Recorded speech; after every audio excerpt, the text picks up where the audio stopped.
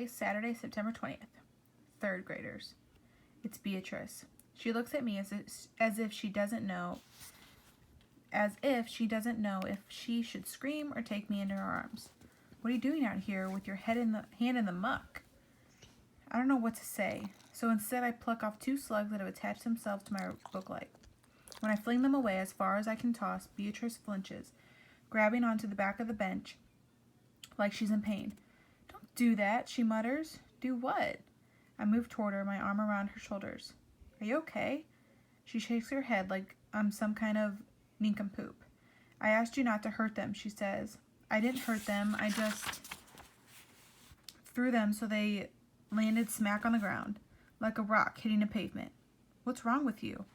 It's a slug.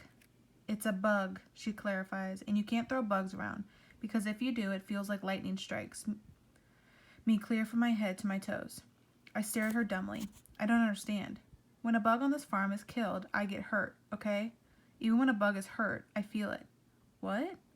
You heard me, Polly, and don't go telling everyone my secret, okay? It's not something I talk about around town. I can't throw around bugs, I sputter. No, you can't. Killing them is worse.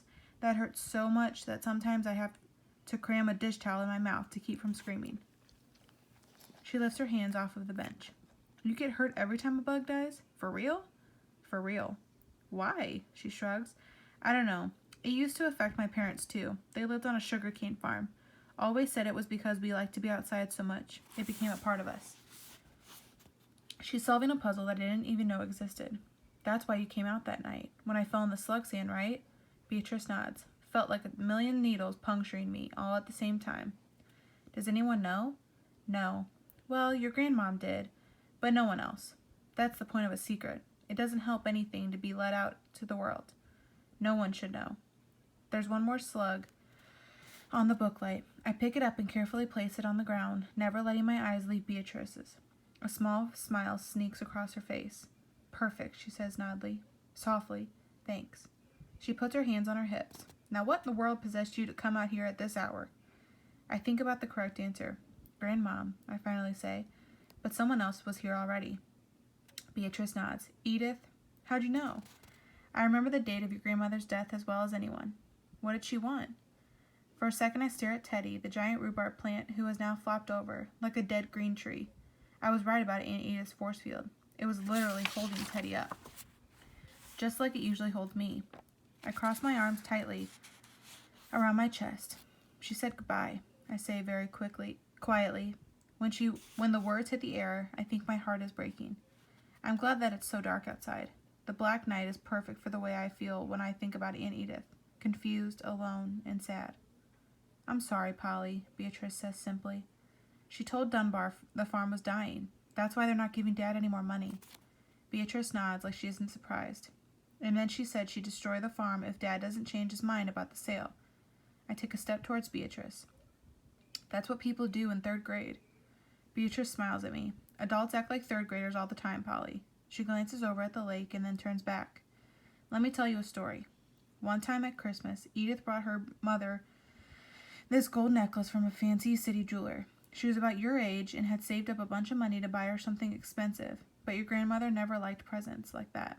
The only jewelry she ever wore was that emerald ring, and that's only because it came from her mother. She'd rather Edith make her something or work with her at the farm. So your grandmother told her that she would have been better off saving her money for a rainy day and learning more about the farm. Beatrice shakes her head. Edith was furious, but even more than that, she was hurt. Not that she'd ever admit it. She took the necklace back, got the money, and bought herself a fancy pen with gold trim and used it for all her assignments at school. I think it was the start of all of her writing. Beatrice leans back against the bench. God knows I loved your grandmom, but she made mistakes. She could have stopped trying to make Edith her little replica. She could have recognized all that was special about Edith, but she didn't. No one was surprised when Edith left. But parents are just people. To all 3rd graders. It's hard to find balance between your own stuff and your children, and the whole time you just watch as they grow up and you have to accept that they're a whole different person than you are.